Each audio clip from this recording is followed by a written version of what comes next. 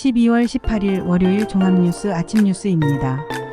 이낙연 전 더불어민주당 대표가 추진 중인 신당 창당에 반대하는 현역 의원들의 서명운동이 벌어지고 있습니다. 이낙연 신당이 당내에서 수세에 몰리는 모양새인데요.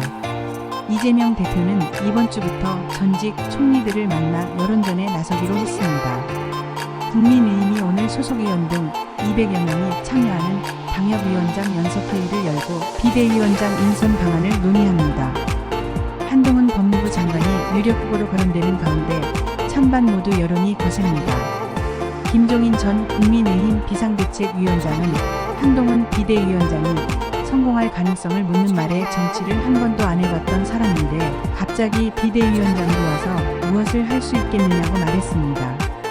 더불어민주당 전당대회 돈 봉투 살포 의혹의 최대 수혜자로 지목된 송영길 전 대표가 오늘 영장실질 심사를 받습니다. 송 전 대표는 기각을 자신하고 있는데요. 법원의 판단에 따라 돈 봉투 수사는 물론 정치권에도 적지 않은 영향을 줄 전망입니다. 정의당이 금태섭 전 의원의 새로운 선택 창당에 참여한 류호정 의원을 징계위원회에 회부하기로 결정했습니다. 또 징계가 의결될 때까지 류 의원의 당직 직위를 해제하기로 했습니다. 북한이 어젯밤 동해상으로 단거리 탄도미사일을 발사했습니다. 지난달 22일 이후 26일 만에 도발한 건데요. 이번 도발은 미국에서 열린 한미 핵협의 그룹 NCG 2차 회의 결과에 대한 반발 차원에서 이뤄졌습니다.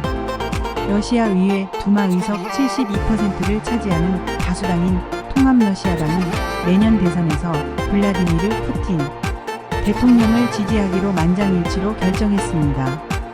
푸틴 대통령은 무소속으로 대선에 출마하는 것이 사실상 확정됐으나 다수당의 예정된 지지까지 얻으면서 연임 가능성을 더욱 높였습니다.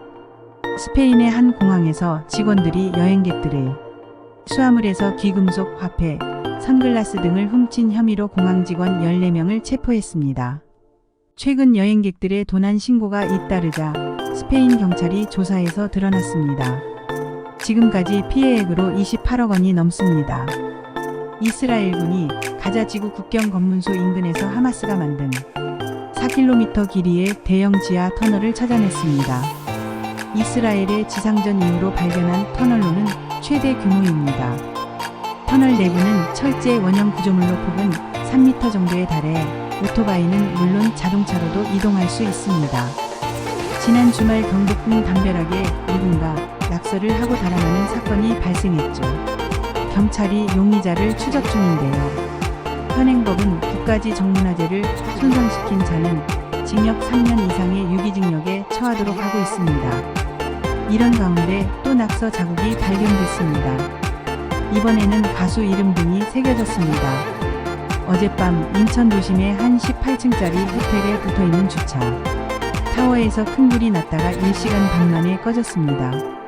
호텔로 옮겨붙진 않아 대형 참사는 피했지만 50여 명의 중경상자가 발생했고 수십 명이 옷까지도 제대로 갖춰 입지 못한 채 대피해야 했습니다.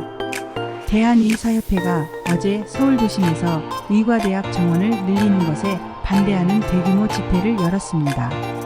총파업을 결정할 찬반 투표가 어제로 끝났는데 의사협회는 투표 결과는 발표하지 않겠다고 밝혔습니다.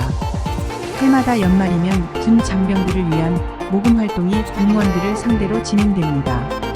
그런데 과거와 달리 병사들 임금이 높아진 현실 속에 반강제적으로 모금이 이뤄지는 곳이 있어 시대착오적이란 비판이 나옵니다. 경기가 좀처럼 살아나지 않으면서 서민 주머니 사정이 빠듯해지고 있습니다. 카드값 내기도 버거워 대금을 뒤로 미루는 리볼빙 잔액이 역대 최대로 늘었는데 이자율이 높은 만큼 서비스 이용에 주의해야 합니다. 지난 10월에 서울 아파트 가격이 올해 들어 처음으로 하락세로 돌아섰습니다. 고금리에 따른 시장 침체가 거래량 감소로 이어진 건데 작년에 이어 2차 조정기에 들어갔다는 분석도 나옵니다. 기업 성장과 혁신을 가로막는 걸림돌을 정부가 최소화하기 위해 나섰습니다. 글로벌 혁신 특구를 본격 조성하기로 했는데 정해놓은 금지 사항을 뺀 모든 시도를 할 수 있게 한다는 게 핵심입니다. 이른바 네거티브 규제로 규제를 최소화하는 방식입니다. 창군 이래 장병들이 덮고잔 무포가 육군의 병대 생활관에서 사라집니다. 대신 이 자리는 이불이 대체합니다. 또 625수통, 30년 된 수통 등 위생문란을 낳았던 장병 수통도 스테인리스 재질로 교체되며 소위 부대 짬밥 대신 민간업체가 운영하는 다양한 식단을 확대 운영할 계획입니다. 2011년부터 국제학술지 네이처가 매년 연말마다 한 해 동안 전 세계 과학계에서 가장 주목할 만한 성과를 낸 10인의 인물들을 선정하는데요. 이례적으로 올해는 10명의 인물과 더불어 사상 처음으로 사람이 아닌 인공지능 서비스 챗GPT를 포함했습니다. 최근 결핵 환자 수가 소폭 증가한 것으로 나타났습니다. 결핵은 제때 치료하지 않으면 50% 이상이 사망할 정도로 치명적인 감염병입니다. 흔히들 가난했던 시절의 질병으로 여기지만 지금도 해마다 2만 명 넘는 환자가 나옵니다. 고령층이 특히 위험해 정기적인 검진이 필요합니다. 우리나라의 저출산 고령화 현상이 과거 예측보다 더 빠른 속도로 진행되고 있습니다. 문제는 이런 추세가 전 세계에서 가장 심각한 수준이라는 점입니다.